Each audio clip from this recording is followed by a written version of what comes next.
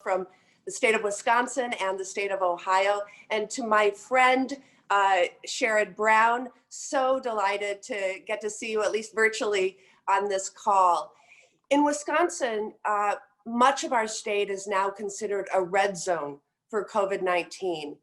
We're experiencing literally the worst outbreak of infections since this pandemic began. And over the past week, Wisconsin once again broke a single-day record of new cases. We have infections, hospitalizations, and deaths accelerating, and this president has walked away from passing bipartisan response legislation.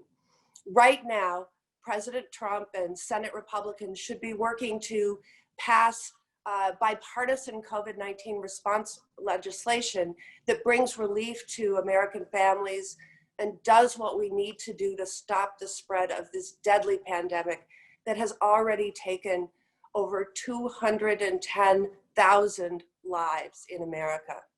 But instead, the Senate Republicans are focused on rushing a Supreme Court nomination forward to do what President Trump has wanted to do since he took office, terminate the Affordable Care Act. The fact is that President Trump supports a lawsuit to overturn the Affordable Care Act completely, and that includes the guaranteed protections for people with pre-existing health conditions. On November 10th, the Supreme Court will hear arguments in this lawsuit that's supported by President Trump and his Department of Justice. This is the American people's highest court, and with so much at stake, I believe that they should vote in this, the people should vote in this election before the Senate votes on the Supreme Court nomination. So here's what's at stake if President Trump and Mitch McConnell get their way. 135 million Americans who have pre-existing conditions would lose their guaranteed protections, including more than 2 million Wisconsinites. Insurance companies would once again write the rules, and they could choose to deny people coverage, charge people more, or set annual or lifetime limits on people's health care. In a moment, you are going to hear the stories of a few Americans who have a pre-existing condition, or they're parents of a child with a pre-existing health condition. Their stories will make it clear what's at stake with Trump's Supreme Court nomination. Their stories make it clear that we have to protect people's health care, not take it away. Their stories make it clear that people want the Senate to pass COVID response legislation that helps families. Their stories will make it clear that people do not want the Senate to rush a lifetime appointment to the Supreme Court so that President Trump can take health care away during a deadly pandemic. So I thank you again for joining us, and now I want to turn things over to my colleague and partner in this work, Senator Sherrod Brown of Ohio. Thank you, Tammy. And Senator Baldwin, for those of you from Wisconsin, you are really lucky. She's one of my closest friends in the Senate. That's not of concern to you, but more importantly, she is a fighter for all things that matter to working families. And she really does represent what the term I use, dignity of work, she represents that in her job every single day. So thanks, and thanks to Ms. Duell and Ms. Bowman from Ohio and the Callahan family.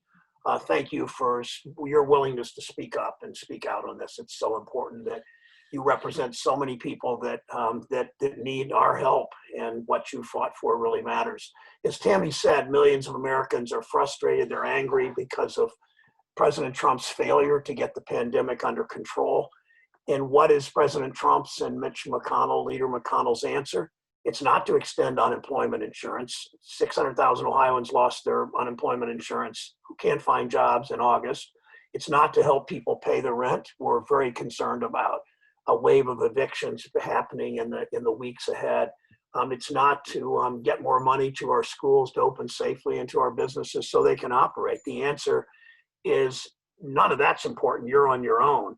Instead, the president and the Senate leader are going to move heaven and earth to put another corporate justice of the Supreme Court, a judge we have every reason to believe will take away America's health care in the middle of a pandemic, for gosh sake. So they would be willing to wipe away the protections for pre-existing condition, take 600,000 people, Medicaid expansion in my state, lose their insurance in the middle of a pandemic.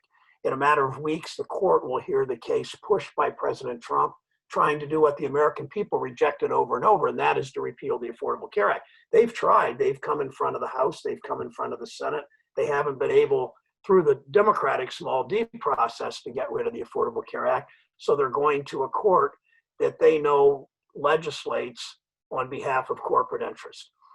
Today, we wanted to talk about what's at stake for our families if Trump succeeds in putting in place a justice who will wipe out the entire healthcare law.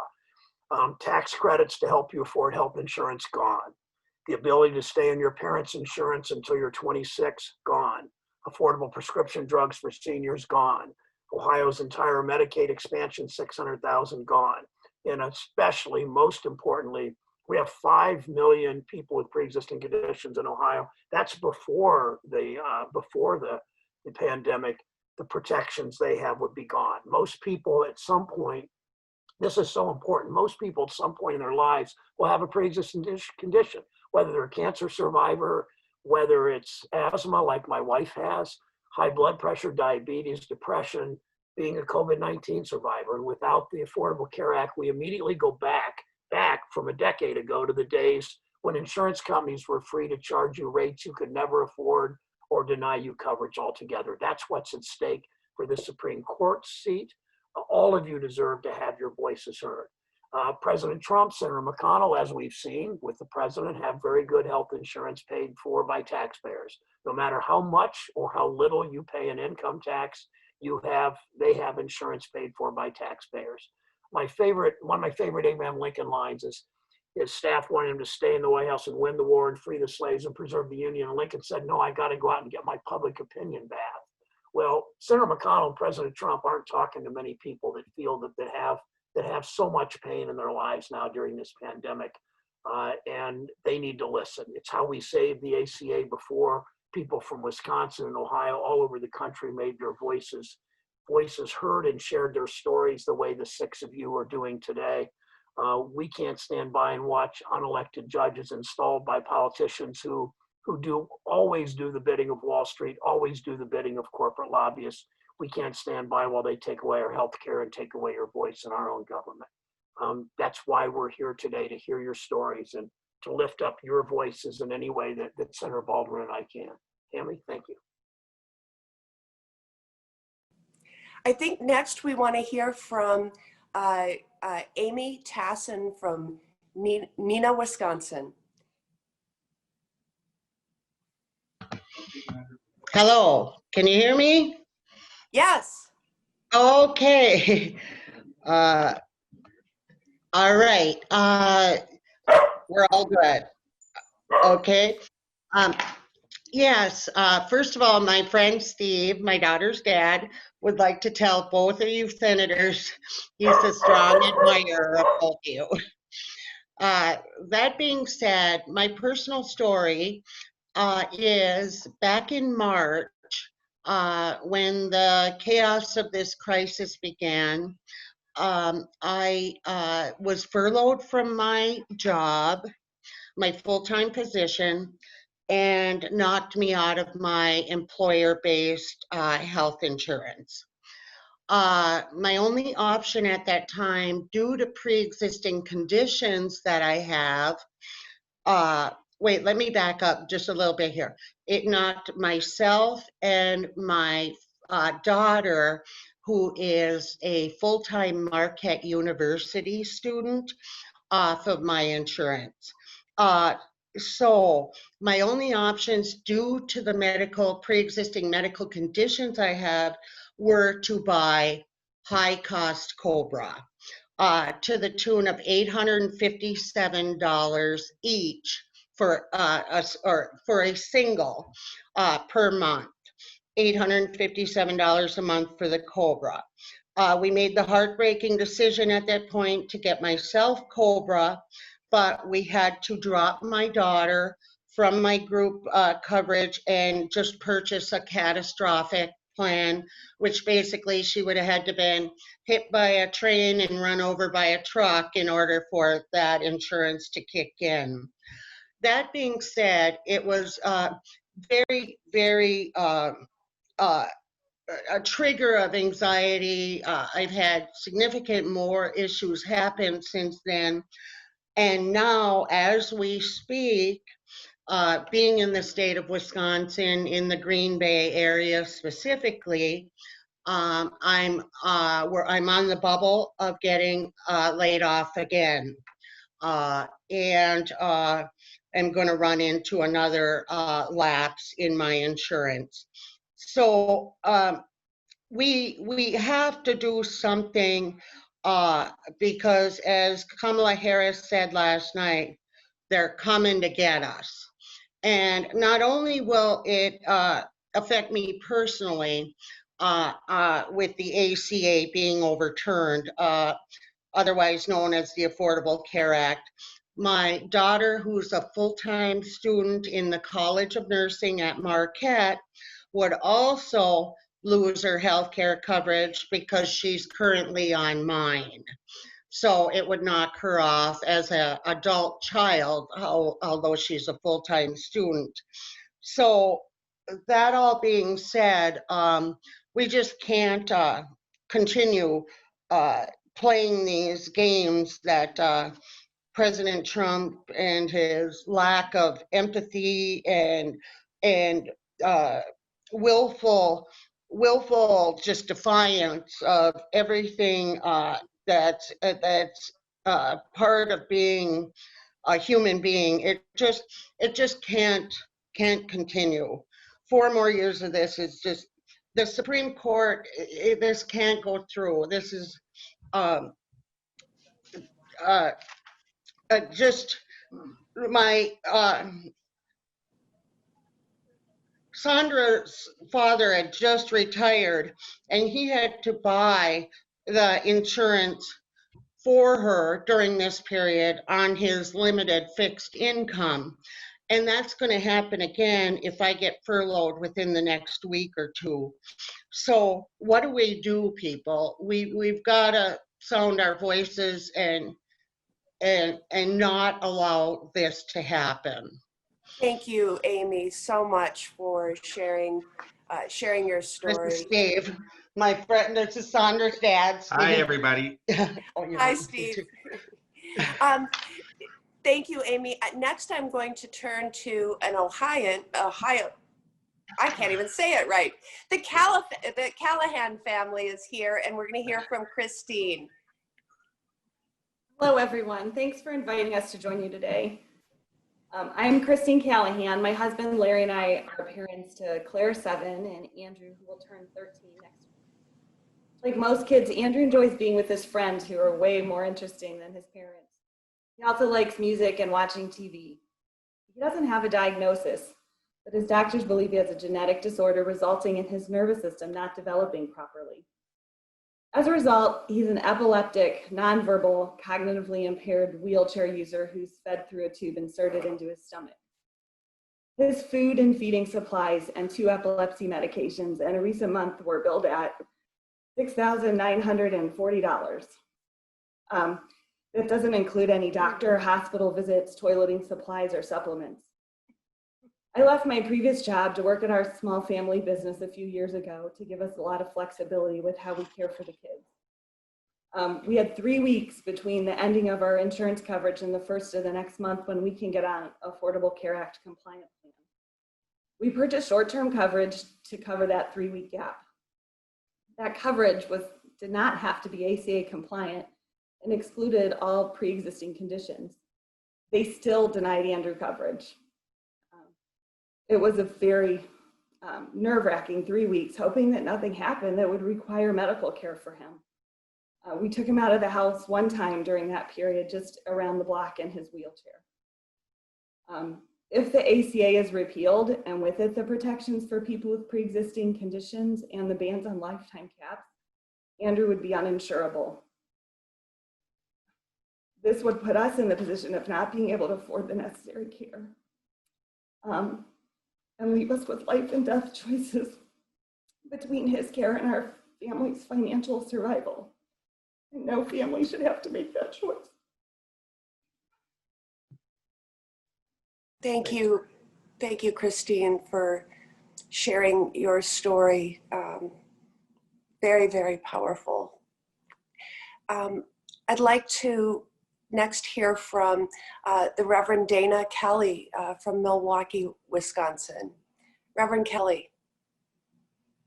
Thank you again for this time and this opportunity. My heart and prayers are with you, the Callahan family, as well as you, Miss Amy Tassin, and the rest of us that are truly affected by this pandemic, the lack of quality health care, and the fact that we have to fight for it.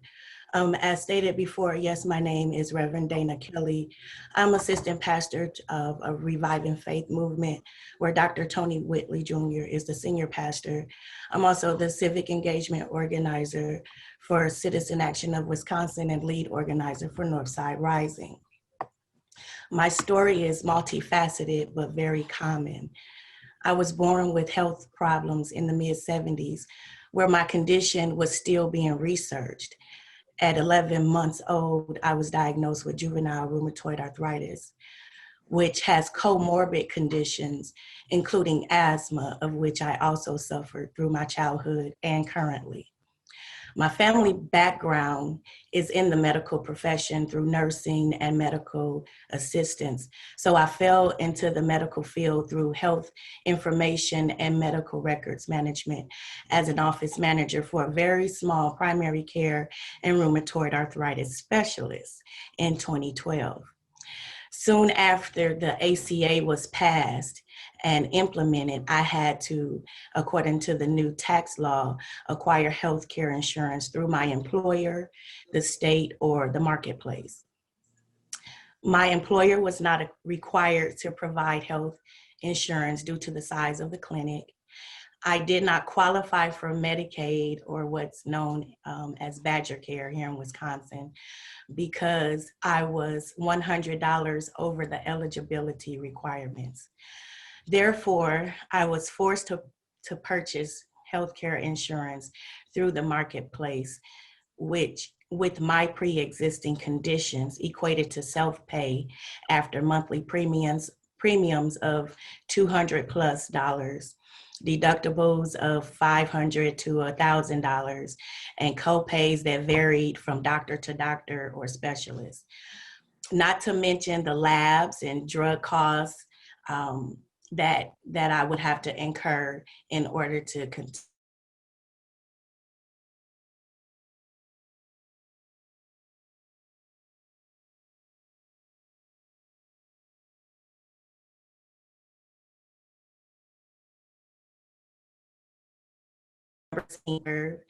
When I felt a sudden pain in my chest that would not subside. I thought I was having an asthma attack because before the onset, I was dancing to a praise song that I love. I looked for my inhaler, but couldn't find it because during this time, I was displaced due to wrongful termination from my previous employer, which made me eligible for Medicaid, but I could not afford housing. Thank God I could not find my inhaler and decided to go to the emergency room because my heart was also racing and I never have issues with my heart or my blood pressure. Upon arrival, while taking my last breaths, I was whisked into a critical room and many tests were done, which led to the discovery of a massive bilateral pulmonary embolism that blocked both pulmonary arteries and straddled my heart and lungs, along with smaller clots in various locations, including my lungs. There was major damage to my heart and lungs, and I spent 5 days in the hospital, 3 days in ICU and 2 in general care. And I am still under a team of doctors' care. May 7th, 2020, I tested positive for COVID-19 and had to self-isolate for 14 days. This truly affected me mentally, spiritually, and physically. My symptoms were severe, but not severe enough to require hospital care. But I give thanks to my family for their love, their support, and their home remedies, my church family for their prayers, and my doctors that helped me by giving me great care and advice to take care of myself and manage my conditions. I'm grateful for this opportunity to share my story, but for me, the loss of the ACA means high health care costs due to pre-existing conditions like asthma, pulmonary embolism, and COVID-19, of which I have all three conditions. So not only will I suffer high healthcare costs, I may also become uninsurable as well. So this is truly important to me and all the people that I know that are affected. Thank you again for this time, for sharing my story of victory over COVID and resilience in a recession. Thank you, Reverend Kelly. Next, I want to call on Colleen Bowman to share her story. Good morning. Thank you so much for giving me the opportunity to share our story. So when my daughter Ella was 7, she was diagnosed with melanoma. And it was about a year after the ACA took effect. So she was, we didn't worry about medical caps and pre-existing conditions and discrimination because of a melanoma diagnosis at age 7. We got to focus really just completely on her health. About a year after that, as you guys know, the Supreme Court heard the case against the ACA another time. And as that hearing was wrapping up and the people were gathering outside to hear the verdict, I was standing in our living room waiting for the exact same thing, because I knew, as anyone who's done anything with cancer, you know how expensive every scan, every surgery, every piece of that treatment was. So I understood that if it was overturned, she was in jeopardy. So it obviously, it was not overturned. And I literally sat on our coffee table crying. It just relief. And Ella was 8, and she came in to me and said, "They protected me, didn't they?" So fast forward to just a few weeks ago when that nomination was named. She's now 16 and she's healthy and she's very active politically. She understands what's going on, and she got the alert that the announcement had been made. She read about the nominee and she came to my husband and I and said, "They're not going to protect me." So, you know, as a mom, that wasn't a question about people protecting her. That was a statement. And, you know, as a mom, you get a cancer diagnosis for your child, and it's the most terrifying thing you'll experience. But you know that they need you to feel like they're protected and that they're going to be okay. So you put on a smile and you just do what you need to do and you get them through it. But for the last 4 years, she knows that the government is what we have to protect her from, and we don't know how to do it. You know, every time this comes up for vote, we're sharing our story and we're begging politicians. We're calling Senator Portman and Susan Collins and Mitch McConnell and begging them to look at her face and do something differently to protect her. And they just don't. And now we're like steaming forward, knowing that this is gonna destroy the lives of millions of America, my daughter included, and we don't have any way to protect her other than to keep doing this, and it feels like we're banging our head against the wall. And then you look at Mike Pence last night, you look at Donald Trump, and they keep saying we're gonna protect people with pre-existing conditions. But once the ACA is gone, there's nothing there to protect them. And to think that, you know, all of us are stupid enough to believe that, it's so disheartening. It's disheartening and it's terrifying, and we're just exhausted. We're exhausted, all of us. I'm sure all of us on this Zoom are exhausted for fighting for things that shouldn't be a fight. It shouldn't be a fight that every person in this country should have the same access to care as Mitch McConnell. So thank you both for what you're doing. I know it's got to be exhausting for you guys, but we appreciate you, and whatever we can do to help, I'm going to be there. Thank you so much, Colleen. Next, I'd like to call on Ben Wilson to share his story from La Crosse, Wisconsin. Hello, everyone. My name's Ben. I'm an adult gay man living with HIV. I had my first diagnosis about 13 years ago. I'm healthy. I'm going to live a long life as long as I have access to medical care and medication. That caveat is important, as long as I have access to health care and medication. As soon as if the ACA is overturned, my HIV becomes a pre-existing condition. It's going to become much harder for me to access medical care, to access health insurance. And I know that's going to put my future at risk. My status as an HIV positive gay man is the whole reason I work as a community organizer. I am dedicated to creating a world where the next generation of young gay man in my position doesn't have to worry about things like where their health care is coming from. They don't have to worry about a future where there could be legalized forms of discrimination against them. Who I am has informed what I do for a living. I am fully aware that my access to healthcare, my ability to access life-saving medications is thanks to one vote on the Senate floor from the late John McCain. John McCain and I did not agree on much, but he is still a hero in my book because he saved my life. His vote saved the Affordable Care Act. And I respect him for that.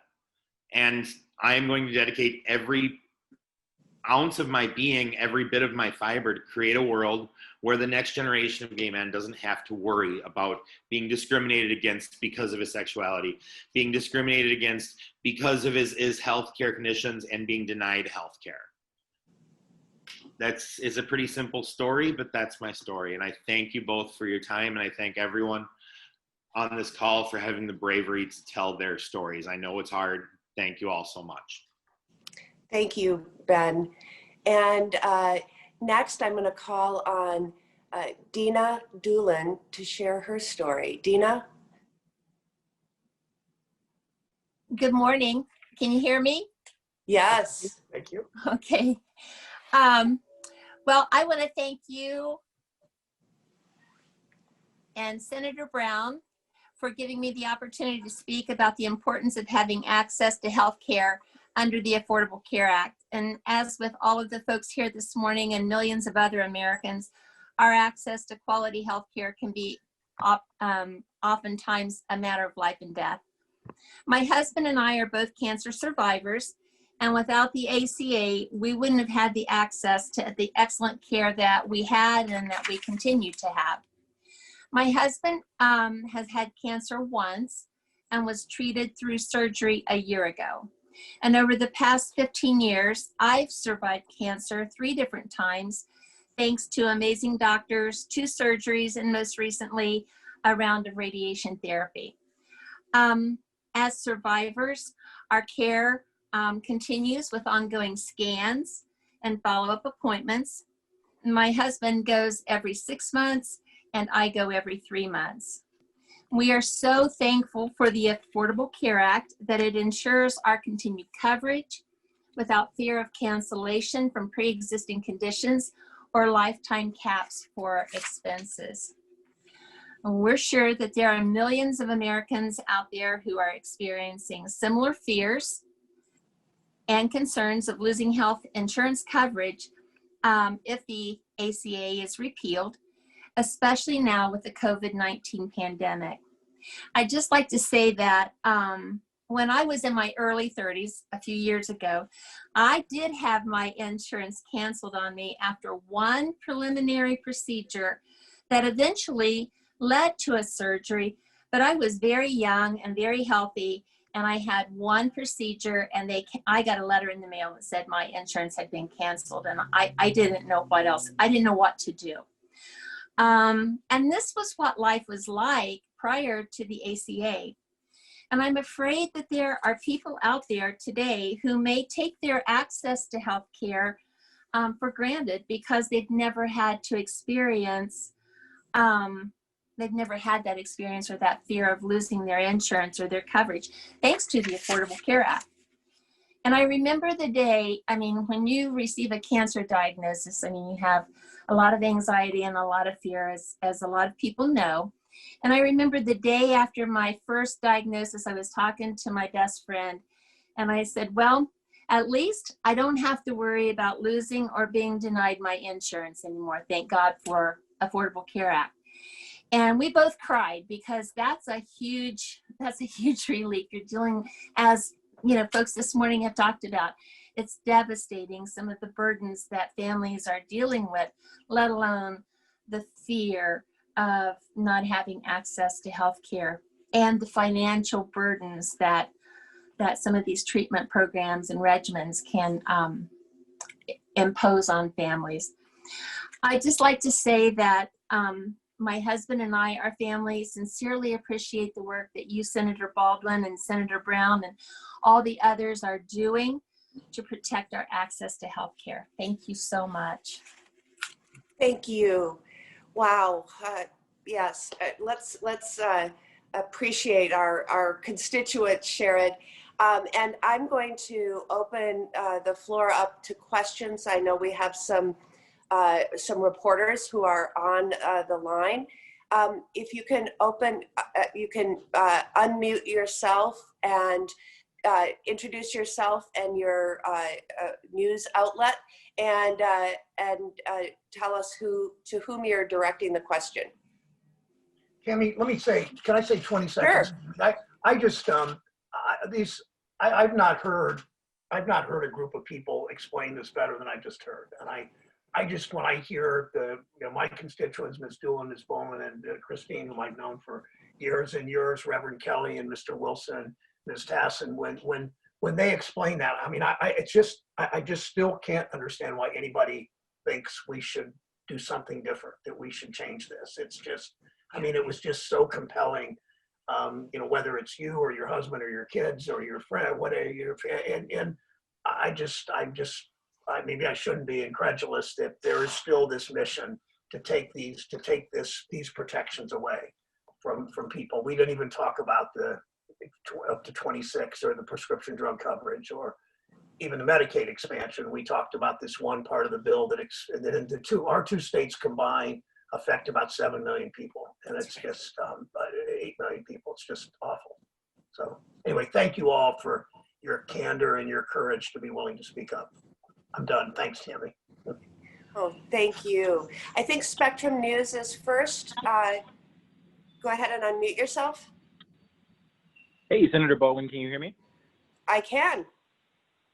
Thank you so much for holding this event. My question is a two-parter. We know that Senate Republicans are still looking to move forward with this confirmation process. To you, are you planning on meeting with Amy Coney Barrett? And then if you are, do you plan on passing these conversations along to her to gauge how she's going to react to that lawsuit, or if the Affordable Care Act is something that comes before her? So first of all, I believe that this process of filling the vacancy left by the passing of Ruth Bader Ginsburg is frankly illegitimate. I believe strongly that as Americans are voting right now, in my state, voting by mail has already started. Early in-person voting starts on the 20th of this month in Wisconsin. I believe that the next duly elected president and the next duly sworn Senate should handle the nomination and confirmation. And whether it's the hypocrisy of Mitch McConnell creating a standard in 2016 under President Obama that you don't confirm justices in election years, where he's thrown that out of the window when it's a Republican president, or simply the precedent set by Abraham Lincoln, as you heard in the debate last night, who said when there was a vacancy during an election period, it wouldn't be fair. I'm going to listen to the word of the people before in the election before nominating someone. And as we've been saying on this call, I do think it's being rammed through because of the president's biggest goal is to overturn the Affordable Care Act. And he tried it legislatively, and he's tried to undermine it and sabotage it through executive orders. And now he is trying to jam through this this nominee in order to accomplish that goal of getting rid of our protections for people with pre-existing health conditions. I do not intend to meet with the nominee. I am focused, as I think so many on this call and so many others are, of getting, of making the case to the American people that their health care is at stake here, and that they believe this is a rigged and illegitimate process and it shouldn't go on. And we just like we needed one more Republican in John McCain to vote no to the repeal of the Affordable Care Act, now we need 2 Republicans to say, I'm gonna let the people speak and not confirm. We have 2 already, we need 2 more. And I'm just gonna focus right now on that mission. And I haven't even mentioned the fact that we have a COVID outbreak in the Senate right now. So that is obviously a concern when 2 members of the Senate Judiciary Committee are positive with the COVID-19 virus. So Sherrod, do you wanna yeah, thank you. I agree with everything Tammy said. 2 million Ohioans have already sent away, including my wife and me, for absentee ballots. People lined up, I know from personal stories, people lined up on Tuesday in Ohio, in Cincinnati at 4 a.m. and in Columbus at 4 a.m. I heard stories from each for the early vote, which started at 8 a.m. on the first day. We had tens of thousands of Ohioans vote that first day. So clearly Ohioans, and I assume every other state wants a say on this. And Ms. Bowman, I was so impressed with her comments, and she said, we don't know what to do now. Well, share your stories as widely as you can and encourage others to do that. You know, about in the case of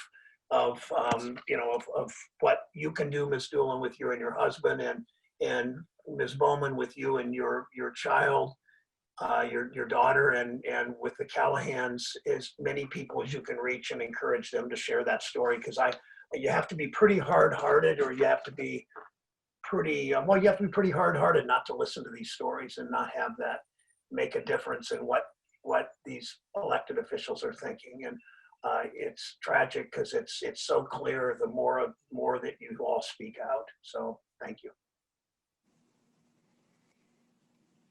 Next question.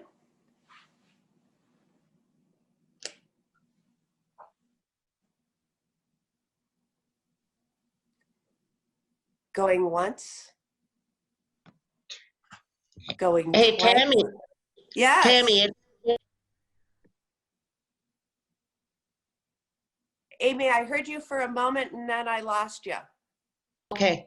I'd just like to interject one more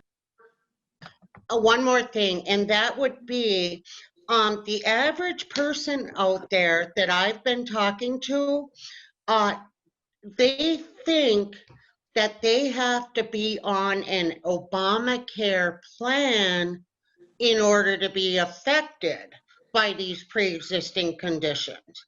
That's what I'm finding, and at work, and I get so riled up, and I've said, no, it's the law with all insurance companies. Yes. So, Such I mean, an a lot of important people say, point. well, it doesn't affect me because I'm not on an Obamacare plan. And just one more thing quickly that I failed to mention. My daughter, again, that's currently at Marquette University, is right now undergoing some diagnostic testing. And I'm on the bubble. I work at the casino. I'm on the bubble of that closing again. Is she going to be booted off my health insurance again? So there are so many impacts here, snowballing, and the anxiety is absolutely incredible. And with my history of pulmonary embolism, it's just it's just frightening. But I didn't mean to hijack here. I just wanted to throw that in about the average person not understanding this affects all insurances. So Yes. anyway. You are absolutely correct. And this is an incredible protection.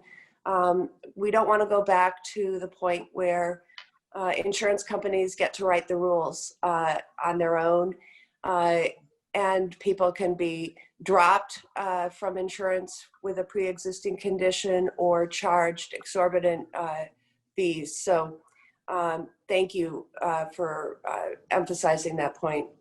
Tammy, you have really smart constituents. They're not quite as smart as my constituents, but you have really smart I mean, I just, the understanding that all 6 of you have about this healthcare law, and it's just really Yes. fun to watch.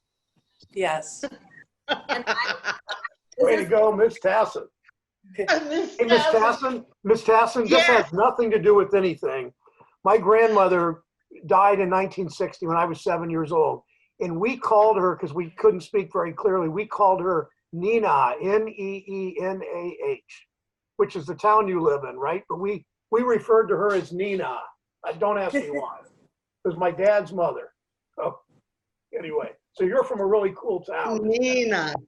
Neenah. You're Neenah, but we were Neenah. That's what we called her. Sorry, that's got nothing to do with anything here.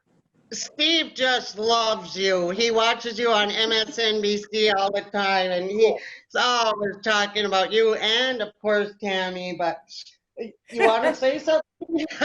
He doesn't want to be on camera. What's that? Tammy and I make a good team. And yes, you do. And Ms. Doolin, thank you for continuing to call Senator Portman. It's really important you lean on him the way you are. I just wanted to tail on to Amy's comments. I've talked to our insurance agent, and he said the other thing that gets brought up is we'll go back to high-risk pools to cover families and our loved ones like this. And he's like, they were awful. They were totally unaffordable. The coverage was terrible. So if people bring up those arguments that we'll end up back in that place, it's one more thing that wasn't working and didn't really provide protection for the people with pre-existing conditions. Exactly right. Ms. Callahan? Yes. Randy Ludlow with the Columbus Dispatch, ma'am. How old is your son again? He's 12. His birthday's a week from today. He'll be 13. And what was that amount? You said you spent about I looked at my EOBs to see what was billed for his 2 epilepsy medications, the food and the feeding supplies that we get for his tube feeding. And the billed amount was $6,940. That's for 1 month of medications and 1 month of feeding and supplies. It's not what the insurance company pays, but we have no idea what that would cost without insurance. Thank you. And Ms. Doolin? Yes. Not to pry, but could you specify the type of cancers you and your husband are valiantly fighting? Mine is lung cancer, and it's not from smoking. It's just genetically determined. Like I said, I've had 2 surgeries, and then this past winter, I had radiation treatment through the Wexner, through the James at the Wexner Center at OSU. And your husband? Lung cancer as well.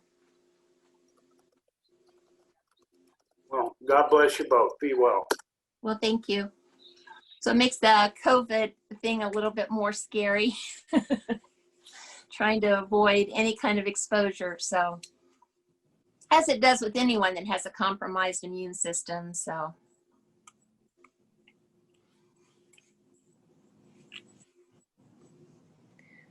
All right. Do we have any other questions from members of the media?